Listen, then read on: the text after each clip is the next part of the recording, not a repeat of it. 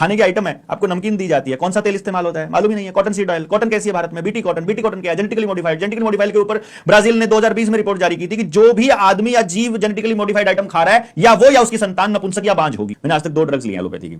एक भीड़ लड़की थी और मुझे भाषण देना था, एलर्जी ना हो इसलिए सिट्राजिन खाई थी एक दिन, और एक दिन पथरी का दर्द हो गया था। तो मुझे तब तक नहीं मालूम था कि होम्योपैथी में एक दवाई आती है, नाम भूल गया उसका, मैं उसका नाम भूल गया, जो अचानक पथरी के दर्द को भी खत्म कर देती है। अगर मुझे पता होता, अभी मेरे को था, दिमाग में था, जब बोलते बोलते अभी दिमाग से गया। अगर मुझे मालूम होता तो मैं वो इंजेक्शन भी नहीं लगवाता दर्द वाला। दोबारा मैंने ना अल्ट्रासाउंड करवाया, ना मैंने पथरी का कोई किया। पानी दबा के पिया और वो निकल गई होगी, पता नहीं, आई डोंट नो। बहुत साल हो गए, 20 साल मेरी शादी को हो गए। मेरी पत्नी ने कभी आज तक एलोपैथी नहीं खाया, मेरे बेटे ने 12-13 साल से नहीं खाया। हमारे घर में आता ही नहीं कुछ भी।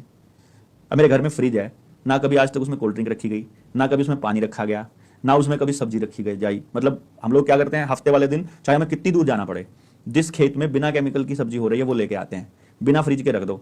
अगर वो केमिकल वाली सब्जी होगी सुबह तक ऐसे खत्म हुई मिलेगी, और केमिकल वाली होगी तो बिना केमिकल की होगी ऐसे मिलेगी, एक हफ्ते तक खराब ही नहीं होती। ठीक है।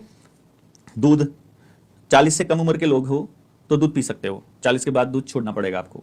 दूध के प्रोडक्ट कोई भी है, दूध का कोई भी प्रोडक्ट है, चाय है, दूध है, मवा है, कुछ भी। हाँ, फिजिकल काम करते हो चाहे 70 साल के हो, फिर भी खाओ दबा के, फिर कोई दिक्कत नहीं है। फिजिकल काम अगर छोड़ दिया तब की बात है।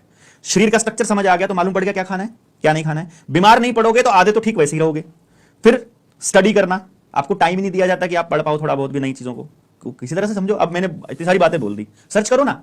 खाने की आइटम है, आपको नमकीन दी जाती है, कौन सा तेल इस्तेमाल होता है मालूम ही नहीं है, कॉटन सीड ऑयल। कॉटन कैसी है भारत में? BT cotton. बीटी कॉटन क्या है? Genetically modified. जेनेटिकली मॉडिफाइड के ऊपर ब्राजील ने 2020 में रिपोर्ट जारी की थी कि जो भी आदमी या जीव जेनेटिकली मॉडिफाइड आइटम खा रहा है, या वो या उसकी संतान नपुंसक या बांझ होगी।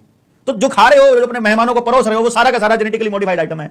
कौन से टमाटर में मछली का जीन है, कौन से खीरे में कौन सी चीज है मालूम नहीं है ना, तो खा रहे हो और खिला रहे हो, अपने परिवारों को बर्बाद कर रहे हो। समझ ही समाधान है, पता लग गया कौन सी चीज बढ़िया है, कौन सी चीज खानी है, कौन सी नहीं खानी है, कहां जाना है, कहां नहीं जाना है, काम कौन सा करना है, हो गया समाधान। उसके लिए लोगों को जगाओ और आसपास गांव का पूरा माहौल तैयार कर लो। इसी के लिए तो लगे हैं। 8 जुलाई को अपनी किताब का विमोचन कर रहा हूं मैं, जिसके अंदर पूरा सोल्यूशन होगा।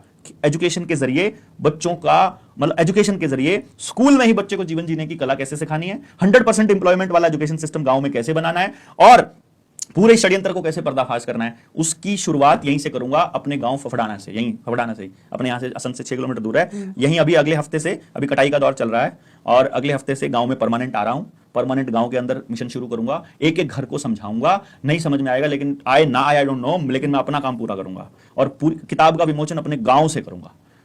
गांव बच गया तो भारत बच जाएगा। और समझ ही समाधान है। समझ में आने के बाद ना बस समझाना है आपको और लोगों को। किसी को आज समझ आएगा, किसी को नहीं आएगा।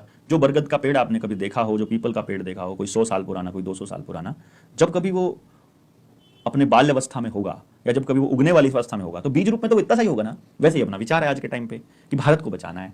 वो जो बीज रूप में विचार है, इसको पोषण जब मिल जाएगा, समाज को समझ आ जाएगा कि पंचायती व्यवस्था में अगर आप न्यायिक प्रणाली चालू करते हो तो सुबह कोई बात हुई, शाम तक समाधान हो जाएगा। लेकिन अगर पुलिस व्यवस्था में जाओगे तो पुलिस को दोनों पार्टियां पैसे देने पड़ेंगे, वकील को दोनों पार्टियों को पैसे देने पड़ेंगे, और जज को भी पैसा खिलाना पड़ सकता है। होता है कि नहीं होता है? तो एक तरफ है पैसे वाले राज, दूसरा ये है अगर आप अपने बच्चे को स्कूल में ही पढ़ाओगे, अपने गांव के स्कूल में, और वही एजुकेशन सिस्टम आप अपने गांव में लागू कर दो, तो ना आपको बस का खर्चा करना पड़ता, ना आपका बच्चा ट्रैवल करेगा, ना दिन के 3 घंटे 4 घंटे ट्रैवलिंग में खराब होंगे, और आपके बच्चे के पास खेलने का, खेत में काम करने का, घर में हाथ बटाने का खूब समय होगा, और अपने टैलेंट के हिसाब से अपनी एजुकेशन सिस्टम को तैयार किया जा सकता है। अपने खेत, अपने गांव को बचाने के लिए लड़ाई भी लड़ेगा, क्योंकि उस गांव ने उस बच्चे को तैयार किया है।